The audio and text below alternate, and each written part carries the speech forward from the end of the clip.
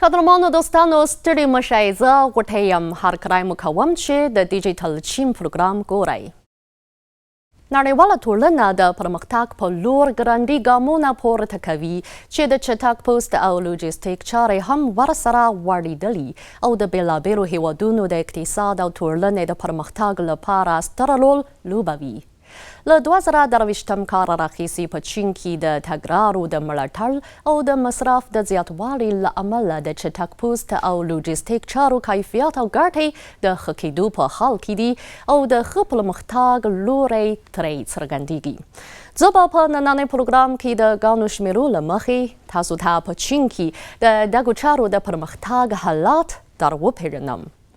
د چین د پوستي چارو د ملي ادارې شمیرې ښیي چې د 2023 کال په لومړیو 7 میاشتو کې په دغه هیواد کې د چټک پوست په سیستم کې د لیک د رالېږد شویو مالونو شمیر 8 میلیارډو او 300 میلیونو ته رسېدلی چې دغه شمیر د تیر کال د همدې مودې په پرتله په سرو کې 15.5 زیاتوالی ښیي او ګټه یې 649 میلیارډو او 510 میلیونو رمینبي نو ته رسېدلي چې دا د تیر کال د همدې مودې په پرتله په سرو کې 10.5 زیاتوالی ښیي.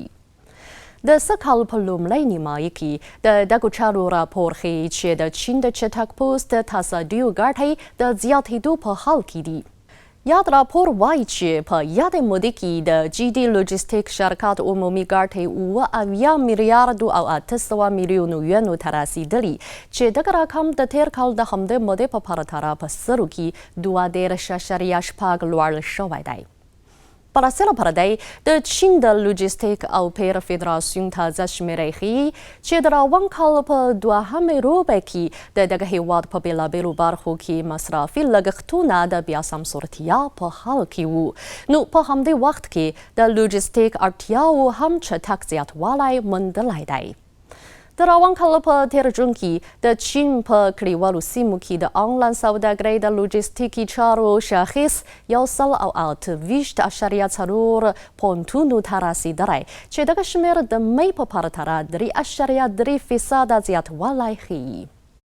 اوس مهال په چین کې چټک پوست نه یوازې د خلکو د ژوند بلکې د ټولنې د تولید په ګڼو برخو کې هم مهم رول لوبوي. لوجستیکي چارې د برابر زنځیر د ټول شموله ادارې په لوري پرمختګ کوي څو تولیدي تصدیو ته ډېر ښه خدماتونه وکړي او هم خپلواکي ګټې واخلي.